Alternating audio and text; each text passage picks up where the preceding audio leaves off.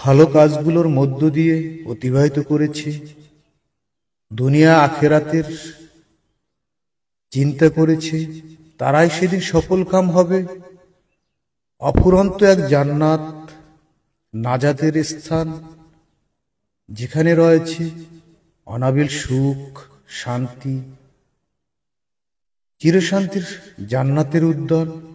সেখানে কেউ কাউকে গালমন্দ করবে না, দুঃখ দুর্দশা যন্ত্রণা গ্রাস করবে না।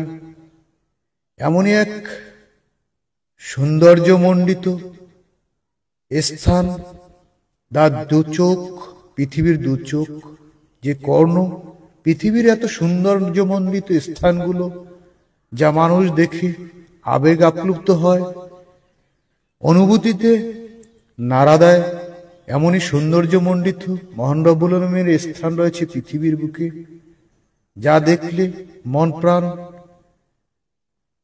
শান্ত স্নিগ্ধ মোলায়েম নিত্যে যেন ভরে যায়। কিন্তু সেই জান্নাতের, মহাশান্তির জান্নাতের উদ্যানের এতই সৌন্দর্যমণ্ডিত স্থান, পৃথিবীর সৌন্দর্যকে হার মানাবে এমনই এক সৌন্দর্যমণ্ডিত স্থান, যেখানে অনাবিল সুখ শান্তি ধারা পরিপূর্ণ এক জীবন, অমরত্বের এক জীবন। যা মন চাবে মানুষ তাই খেতে পারবে, এমনই এক স্থান যেখানে রয়েছে মানুষকে পরিষেবার জন্য, সেবার জন্য হুর দাস দাসী, অনাবিল সুন্দর শান্তির এক স্থান। জান্নাতের একটি হাট বাজার রয়েছে প্রতি শুক্রবার, সেখানে হাট বাজার বসবে। পৃথিবীর বুকে যাদের সাথে ভালোবাসা, মায়া মহব্বত, আন্তরিকতা ছিল, সেই জান্নাতবাসীগণ জান্নাতের হাট বাজারে উপস্থিত হবেন।